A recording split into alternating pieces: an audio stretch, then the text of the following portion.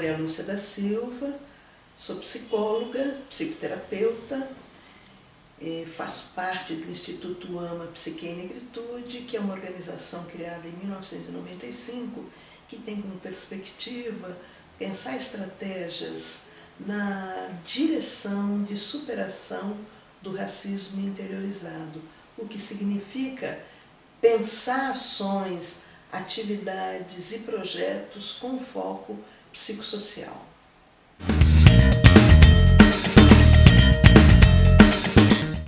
Eu acho que pensar o racismo brasileiro numa perspectiva psicossocial é pensar como é que no processo de desenvolvimento do sujeito ele vai interiorizando os signos e os significados que a ideologia racista vai impingindo na cultura.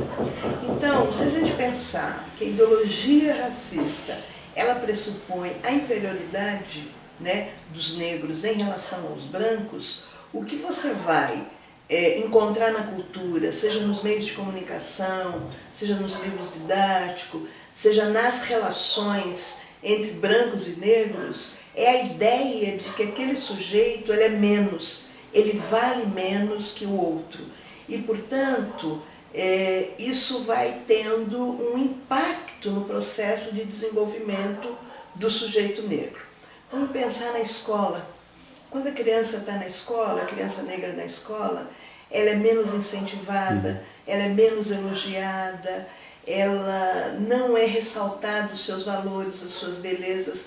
Isso vai criando uma ideia para a criança negra de que há algo nela que faz com que o outro, com que essa professora não esteja ao lado dela tanto quanto está ao lado das crianças brancas, né? Por um lado. Por outro lado, essa criança vai se desenvolvendo, recebendo na sua volta apelidos que são apelidos desvalorizantes. E esses apelidos, na maioria das vezes, eles vão fazendo um ataque à sua identidade. Eles fazem um ataque ao seu corpo. Né? Xingam as crianças, tem vários xingamentos para as crianças, referente ao seu cabelo, referente à sua cor. E isso vai fazendo com que a criança se imagine que ela é menor, é menos que o outro. Então, a ideia da superioridade, ela vai passando nas relações entre os sujeitos, e desde que a criança nasce, né? Vamos pensar que se essa criança também está no seio de uma família que não tem bem elaborado o seu pertencimento racial, isso também vai ter um impacto na criança, porque ela não vai ter acesso, por exemplo, às tradições culturais relativas ao seu pertencimento. Ela vai ter pouco contato com crianças negras, ela vai ter pouco contato com a cultura negra.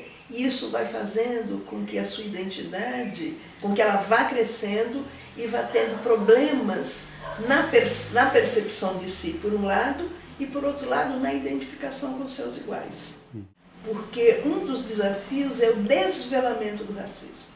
Nós vivemos num país que sistematicamente nega a existência do racismo.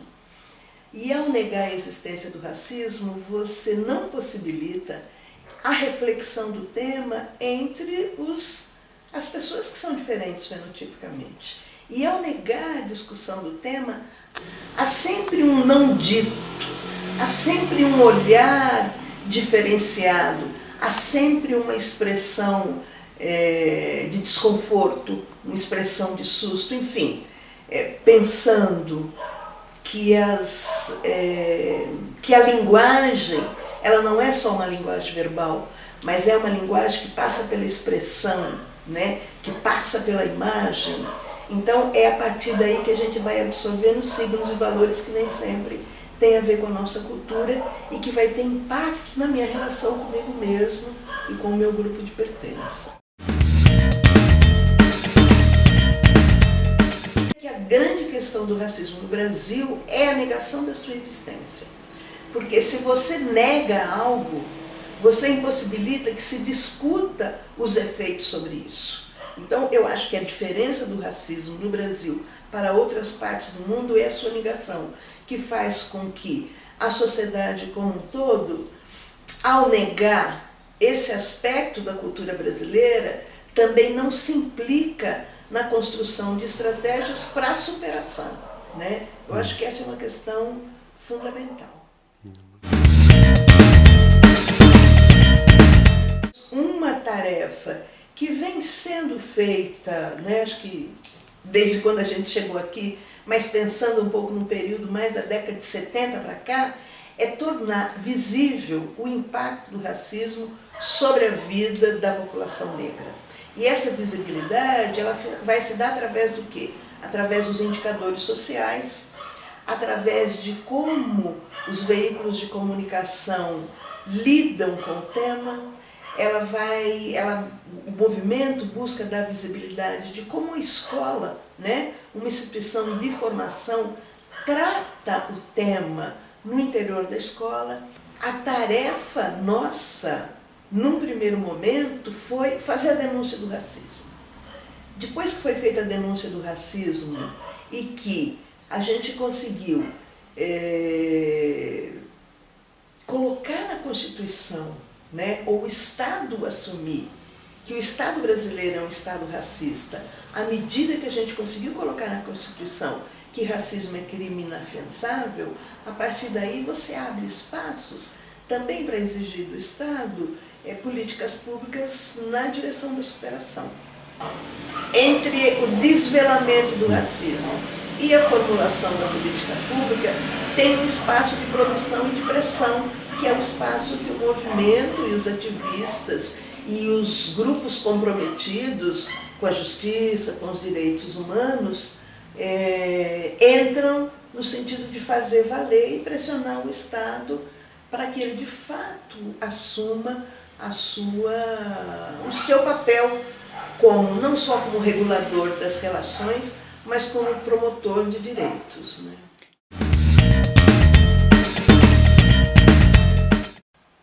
A cada evento onde o que está em jogo é uma situação de discriminação, é uma situação de racismo, você tem ali uma denúncia, você tem ali uma publicização da situação que implica e envolve muitas vezes uma articulação do movimento para poder fazer face àquele evento que está acontecendo, e você tem também uma pressão do Estado para que ele responda a essa denúncia com ações de superação, né? Então, a denúncia, a publicização e a formulação de políticas e a formulação, inclusive, de conteúdos para dar conta, né, dessas políticas, elas estão juntos, elas não são estanques, né? Elas estão interligadas.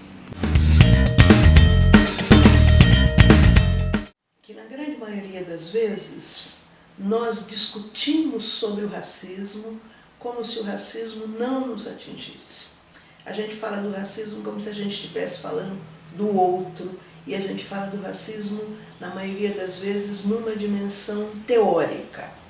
Eu tenho desenvolvido, ao longo dos anos, oficinas no sentido de que as pessoas que estão ali presentes se sintam implicadas no tema através da sua própria experiência. Então, a oficina que nós fizemos teve como perspectiva que cada participante ali presente pudesse pensar nas suas vivências de humilhação, sejam elas de qualquer ordem, quais os efeitos dessa vivência de humilhação na sua emoção, no seu corpo, nas suas reações, poder também investigar, a partir da sua história, que efeito isso teve na sua vida, se essa experiência que ele teve, e que naquela oficina eu pedi uma experiência no período da infância, porque como estávamos lidando com professores, era importante que eles pudessem recuperar vivências de humilhação no seu período escolar, para que eles pudessem fazer um link com o tema que eles estão discutindo. Então, que eles pudessem pensar também nessa vivência, se eles contaram para os seus pais, se não contaram, quais os motivos que levaram eles a não contar, se essa foi uma experiência que provocou vergonha neles, que provocou culpa, que provocou tristeza, que afetou seu corpo, enfim. Para que a gente possa falar do racismo a partir da nossa experiência também, e não só a partir dos conteúdos teóricos que a gente tem acesso. E a ideia, a partir dessa experiência coletiva e diversa, a gente pudesse pensar como é a vida do sujeito que sistematicamente, que cotidianamente vive situações de humilhação. Essa oficina, ela tem o nome de oficina de identificação. Por que identificação? Porque são dois grupos, cada um de um lado. Entre os grupos tem um espaço que é mediado por uma fita, por uma marcação, né? E a cada solicitação que eu faço para o grupo, né, a cada pedido, por exemplo, quando estamos trabalhando a questão da emoção, eu vou nomeando para eles tipo de emoções que possivelmente eles viveram, e cada um que viveu essa emoção vem para a linha. E ao vir para a linha, ele pode olhar também os companheiros que viveram essa mesma experiência. Então, a fita tem essa ideia de poder possibilitar um espaço onde eu perceba quem é que viveu a mesma experiência que eu. E a partir daí eu poder fazer uma reflexão e muitas vezes sair de uma situação de solidão e de isolamento como se só eu tivesse vivido aquela experiência. Na verdade, o que a oficina faz? A oficina traz para a consciência vivências que muitas vezes ela não se deu conta por ocasião da ocorrência. E ao trazer essas situações para o presente, é como se você estivesse vivendo de novo naquela hora aquela experiência. Por isso é uma experiência carregada de emoção e carregada de sentido. Mas o que também a gente pode perceber que é uma experiência que pode elucidar fatos, que pode trazer novas informações para cada um daquelas pessoas que estavam presentes sobre si mesma, né? Sobre os efeitos que aquela e outras experiências marcaram e marcam na sua vida, e podem também, como ocorreu naquela oficina, você ter insights, você descobrir coisas novas, não só sobre você, sobre o outro, sobre o tema. Então, por isso que ela é uma oficina muito mobilizadora.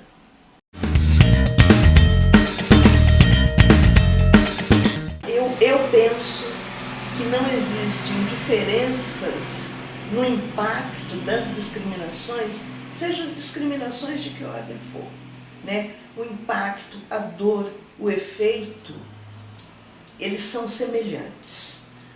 E não tem sofrimento maior ou menor. Toda discriminação produz sofrimento. A diferença das discriminações é que quando você pensa em discriminação racial, ela está sendo dirigida para um sujeito que fenotipicamente está ligado ao negro, à cultura negra, aos valores da cultura negra, né? Então, as diferenças, elas são diferenças dependendo do pertencimento que você está. O efeito a gente pode pensar que ele é o mesmo. O que muda são os grupos que são sistematicamente violentados. Porque a gente pode pensar a discriminação como uma violência. E pensar a discriminação racial é pensar uma violência que ocorre no corpo do sujeito, porque é a partir da sua identidade corporal que ele está sendo discriminado. E, portanto, essa discriminação, ele vai fazer marcas, muitas vezes, que vai levar o sujeito, em alguma circunstância ou em alguma medida, a, às vezes, não gostar de si, a não gostar da sua aparência, a achar que é inferior, exatamente porque ele recebe uma carga durante muito tempo, e uma carga de como se esse sujeito valesse menos que as outras pessoas, né? toda ideologia, todo machismo, todo racismo, toda homofobia que implica uma ideologia pressupõe a existência da diferença e pressupõe a existência de que existe um que é melhor que o outro. Se a gente pensar no machismo, os homens melhores que as mulheres. Se a gente pensar no racismo, os brancos melhores que os negros, melhores, superiores, né? O que está em jogo é a questão da superioridade e inferioridade. Se a gente pensar na heterossexualidade, na homossexualidade, é pensar que a heterossexualidade é a norma, portanto, todo mundo que não é heterossexual está fora da norma, portanto, é inferior, é menos, né? Então, as ideologias, a carga delas vem na perspectiva de diminuir o outro, de inferiorizar o outro, né? E de promover ações no âmbito da sociedade que muitas vezes pode levar o sujeito ao risco de vida, né? Muitas vezes ser negro corre-se o risco de morrer pela condição, pela sua própria condição, pelo fato do seu corpo carregar a sua história, né? Então a diferença está na história, né? A diferença está no pertencimento e a diferença está de que lado da ideologia que você está.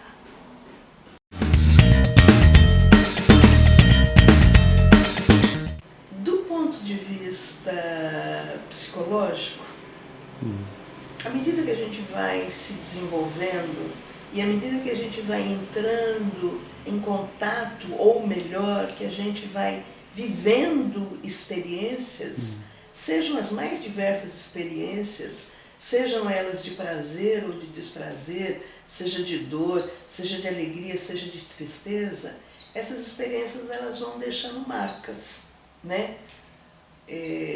Na nossa consciência, no nosso aparelho psíquico, no nosso corpo, né? Concretamente. E algumas experiências que a gente vive particularmente na infância, muitas vezes a gente não sabe dar um nome para elas. E ao não saber dar um nome para elas, muitas vezes as crianças não sabem que estão vivendo uma situação de discriminação, porque elas não estão maduras o suficiente para compreender que ali, naquele ato, há um ato em que ela é considerada de menor valor. Eu acho que a gente pode fazer uma correlação dessa percepção com uma situação que o movimento de mulheres, o movimento feminista discutiu muito, que é você não nasce mulher, você se torna mulher.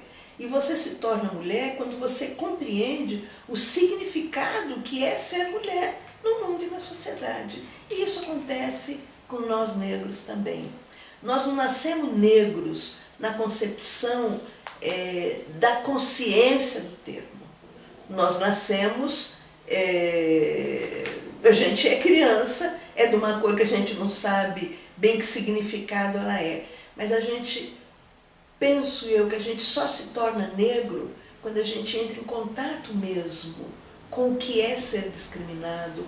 Muitas vezes é na idade adulta, é quando a gente tem 18, 20 anos, 30 anos, sei lá, é quando a gente entra em contato com algo que nos faz perceber que aquelas vivências que eu tive, elas se deveram à minha condição, ao meu pertencimento racial.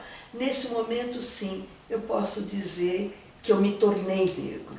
Eu me tornei, do ponto de vista da consciência, eu me tornei um sujeito que pertence a um grupo que é excluído e é discriminado. É nesse sentido que eu penso o tempo, né? Eu penso que há um tempo em que a gente não se dá conta de quem nós somos.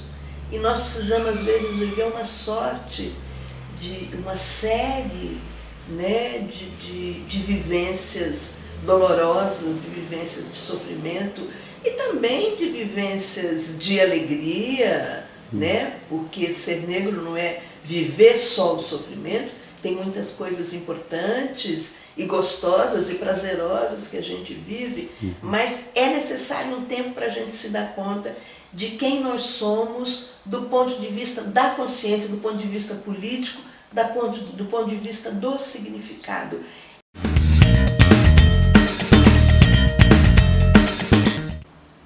questão da identidade, do ponto de vista das diferentes colorações que está posta no ser negro e que tem um impacto, na maioria das vezes, negativo na construção da sua identidade, tem a ver com a nossa ideologia. Tem a ver com uma ideologia que diz que existe uma morenidade no país e que, portanto, todos nós somos negros. E essa fala, que é uma fala recorrente, ela vem na direção de te destituir, por um lado, o lugar que você ocupa ou que você pode ocupar, por um lado, e por outro lado, para negar a existência do racismo e, portanto, negar a existência da violência que está na fundação desse país quando os negros são sequestrados de África e vêm para o Brasil. E ao negar isso também se instala uma confusão, né? Porque também o país vai lidando diferentemente com os diferentes tons de pele dos negros. A alguns eles dizem, não, você não é negro, né? Você é moreno. A outros ele diz, não, pera um pouquinho, você está forçando a barra. E ele não leva em conta que a condição de ser negro tem a ver também com uma escolha. E essa escolha está diretamente ligada às experiências e às vivências que esse sujeito foi tendo ao longo da vida. Eu acho que isso é uma complicação teórica, né? Isso é uma complicação do ponto de vista da construção da identidade. Isso é uma complicação para a instalação da reflexão e da discussão de quem que é negro no Brasil. Por que tem um conflito? Porque quanto mais você se aproxima do ponto de vista do fenótipo do branco, mais vai existindo diferença no tratamento. Quanto mais você se aproxima do fenótipo do africano, mais você vai sendo discriminado. Então, entre o ser negro do ponto de vista da coloração, né, o preto retinto, e o ser negro do tom de pele mais claro, isso vai instalar diferenças de atenção, de comportamento, de cuidados, de acesso aos bens da cultura. E que, portanto, isso também vai provocar conflitos no sujeito do ponto de vista dele assumir a sua identidade.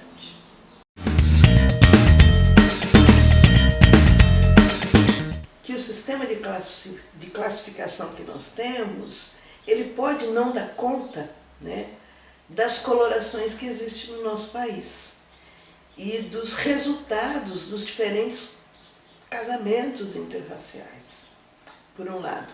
Mas, por outro lado, também é esse sistema classificatório que possibilita que a gente tenha um panorama, um diagnóstico da inserção do negro no Brasil, né? É paradoxal isso. Se, por um lado, eles nos dá uma informação extremamente importante que nos municia para produzir e para formular políticas públicas, por outro lado, ele não dá conta de que todas as pessoas se enquadrem. Fora essa questão metodológica, nós temos uma questão histórica e nós temos uma questão emocional, né? Quando a gente fala da questão metodológica, nós estamos falando também da dimensão socioeconômica, né? Nós estamos falando também da dimensão política, mas nós temos a dimensão histórica, nós temos a dimensão da emocionalidade, da subjetividade, da construção desse sujeito. Por outro lado, tem a questão da branquitude. Tem os brancos, né, que precisam se pensar também que a sua condição é que o seu pertencimento racial produz privilégios para ele, mesmo que simbolicamente, né? E que incorporar o discurso das relações raciais, tomar consciência da existência do racismo, também é abrir mão de privilégios. E a pergunta é, os brancos querem abrir mão dos privilégios, mesmo que simbólicos?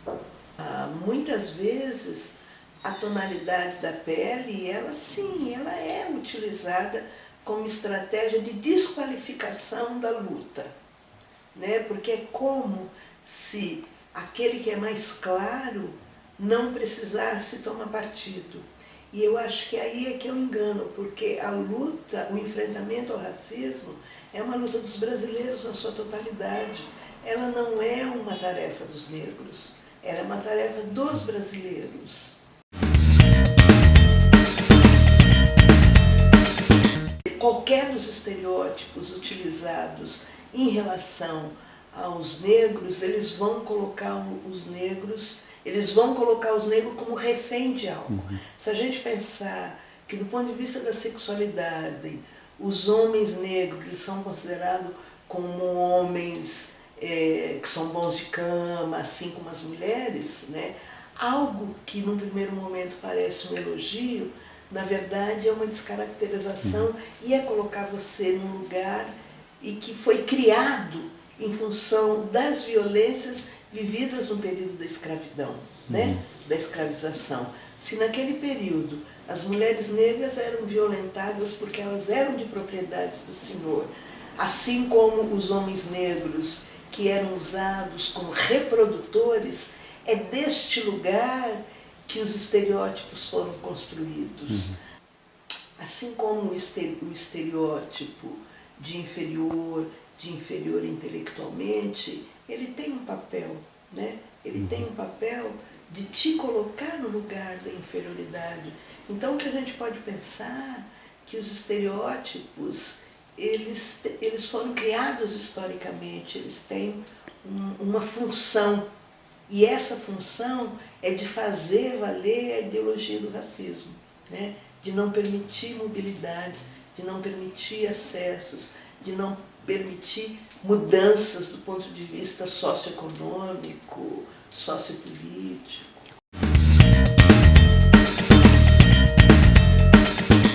A forma como o Brasil se desenvolveu e a forma como o racismo é negado, ele impossibilita para a grande população negra dela se dar conta da existência do racismo, né? E ao mesmo tempo se dar conta que o lugar que ela ocupa socialmente é fruto de um processo histórico de exclusão. Isso por um lado.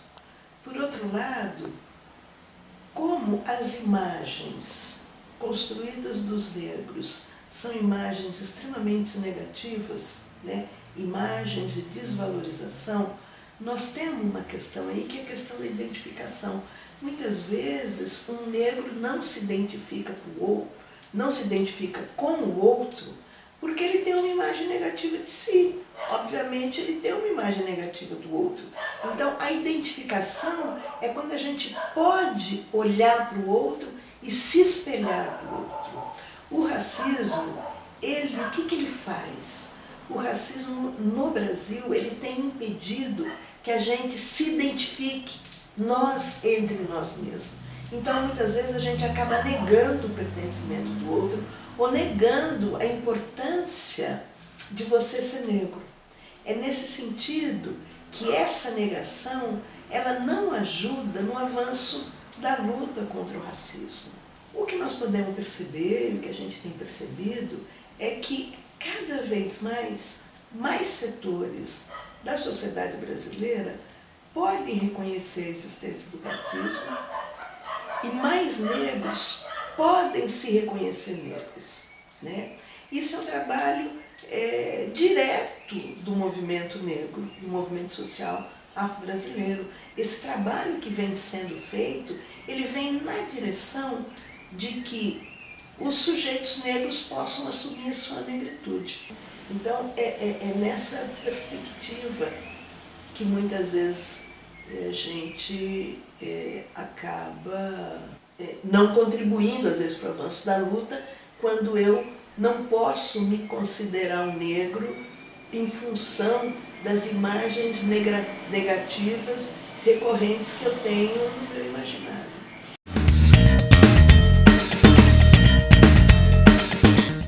Quando eu não posso me colocar do lado do outro, e esse outro é um negro, é meu irmão, eu tenho que perguntar: o que acontece com esse sujeito? Ele não tem consciência? Ele não sabe da história? Ou que outros interesses estão norteando a sua atuação? Nem sempre ele está ingênuo naquela situação. Então eu acho que a gente tem que pensar nisso e tem que poder, de alguma maneira, aceitar que existem negros de direita, que existem negros que estão aliados, né, com brancos conservadores. E o que nós vamos fazer? Assim como existem brancos reacionários e conservadores e de direita, né? Ele tem direito de se posicionar em qualquer lado. Seria maravilhoso se todos eles se posicionassem a favor da luta pelos direitos humanos e a favor de um Estado que possa reparar os prejuízos provocados por um grupo durante séculos.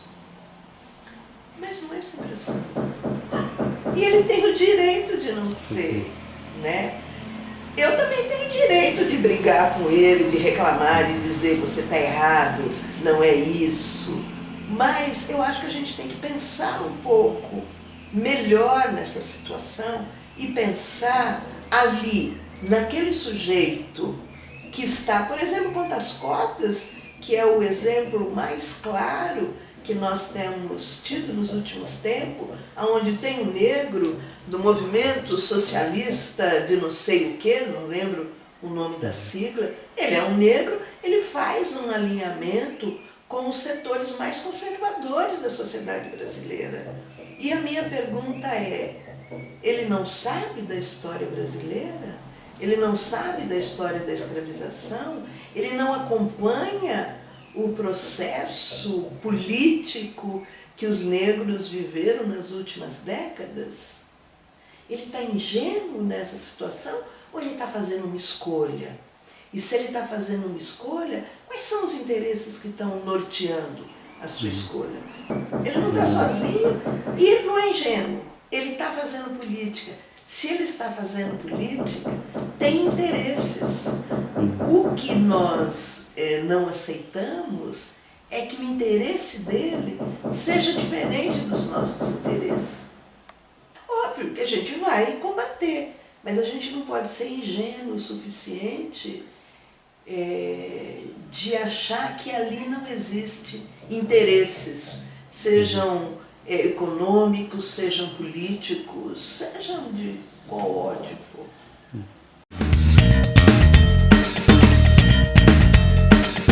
Porque parece que partimos de um pressuposto de que, ao ser ativista, qualquer tipo de discriminação não lhe atinge mais. Isso não é uma verdade. Sofremos emocionalmente, fisicamente, enfim, da mesma forma. O que acontece é que, sendo ativista, nós temos mais recursos para lidar com essa situação. Nós temos mais recursos do ponto de vista da informação, do ponto de vista da ação, né? Do ponto de vista político, do ponto de vista do sofrimento emocional provocado pelo racismo. Nós, do movimento negro, não criamos um espaço para poder falar da dor. Eu acho que uma das formas de lidar com a dor provocada pelo racismo é você poder compartilhar isso entre os iguais, de forma com que você possa sair do lugar da solidão. Porque muitas vezes a gente sente que é só com a gente que está acontecendo aquilo, que é só nós que estamos sentindo daquela forma, que estamos vivendo daquela forma, que está nos impactando de X ou Y jeito. E uma das formas é construir espaços de compartilhamento. e também que possa ser construído no âmbito do movimento negro ações que privilegiem a perspectiva psicossocial, para dar espaço para você falar dos efeitos provocados em si. O ativismo, ele é importante em vários sentidos, né? Porque ele te dá uma dimensão de cidadania, ele ajuda você a fazer uma reflexão sobre a sua própria história, sobre o seu pertencimento, ele ajuda você a ir buscar conhecer a sua história, ele ajuda também você construir parcerias. E o ativismo, ele pode possibilitar um resgate dessa ideia mais comunitária de você pensar a vida, né? Então o ativismo ele é fundamental, né, na construção de um sujeito político, né, e na disseminação e talvez na contaminação de outras pessoas para o sentido da luta que você está empreendendo.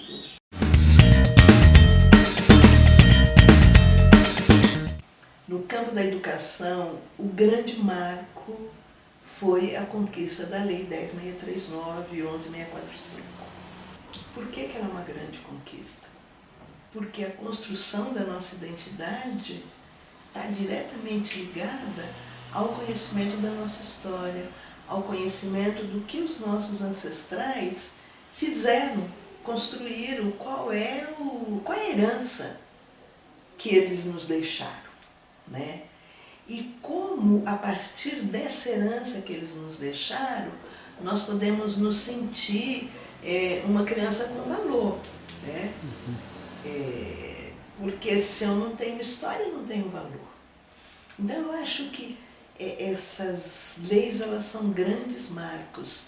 E o grande desafio agora que nós temos é fazer com que o Estado, na sua total dimensão, no que se refere a todas as escolas, de escola infantil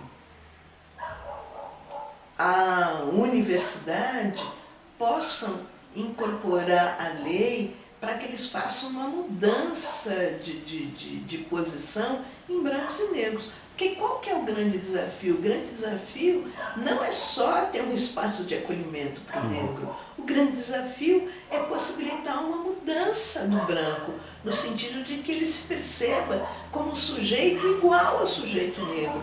O que ele perceba que o sujeito negro não lhe deve nada, pelo contrário, tem todas as condições de percorrer os mesmos caminhos que ele. Então, eu acho que a lei ela vem na direção de democratizar informações que foram historicamente suprimidas do currículo escolar, né? Então, eu acho que o grande desafio é esse.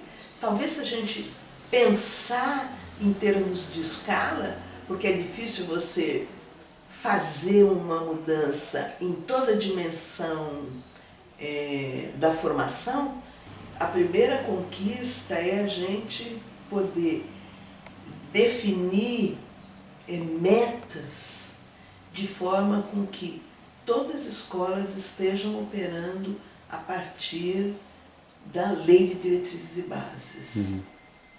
Porque a Lei de Diretrizes e Bases incorporou o estudo de África e dos africanos no Brasil, né? Acho que a partir daí você pode pensar em relações diferenciadas. Para isso, nós já sabemos tudo o que tem que fazer, porque já está sendo feito, que é a formação dos professores, que é o convencimento dos diretores de que as escolas têm que operar sobre novas bases. Trabalhar no sentido que as secretarias de educação, elas sejam responsáveis na introdução desse tema. Acho que a gente não pode mais esperar. Ela é de 2003, ela vai fazer 10 anos o ano que vem, e proporcionalmente ao tempo que ela tem muito pouco incorporado no ensino de uma forma geral, e estamos falando de Brasil, né? Se a gente falar só de São Paulo, a gente vai ver que tem uma precariedade na incorporação desse tema. Então eu acho que, do ponto de vista da formação, o grande desafio é esse, fazer com que a lei seja incorporada de fato, não uma atividade em novembro, outra em maio, mas que ela esteja entrelaçada nos conteúdos que as crianças recebem de português, de história, de geografia, de artes, de educação física, enfim, que ela faça parte mesmo.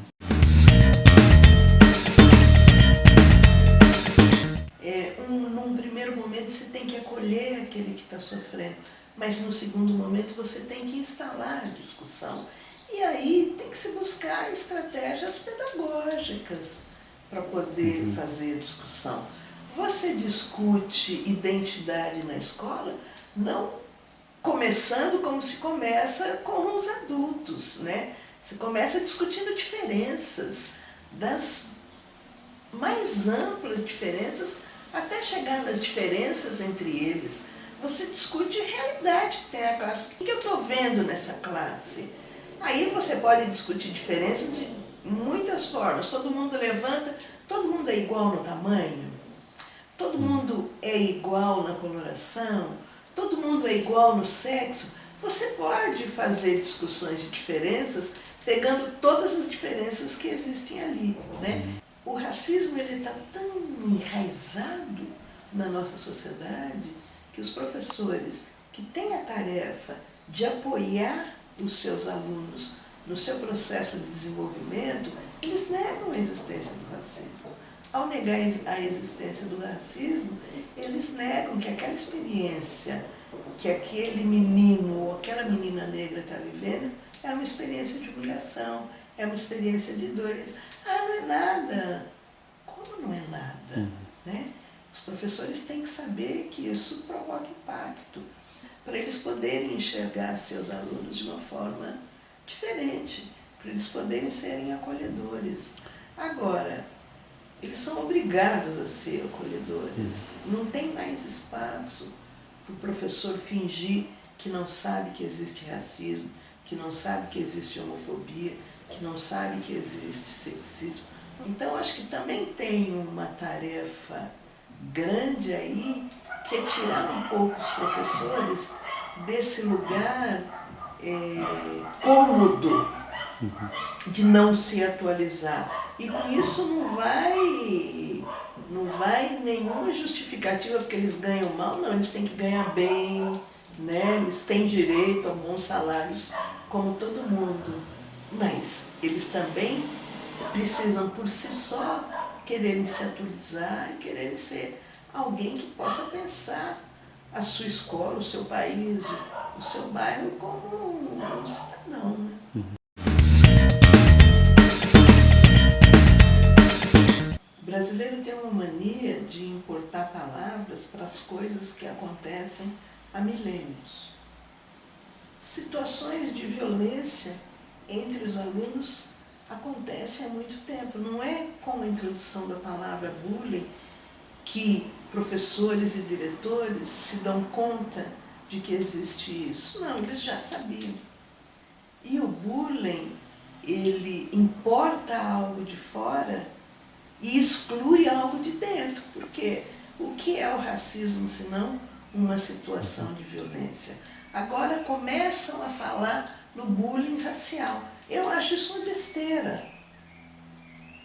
Ou eu arrumo uma palavra para dar conta do que acontece no nosso país, ou eu não fico adjetivando uma palavra que por si só já pressupõe a existência de violências em função das diferenças de força, de cor, de ideia, de tamanho, enfim.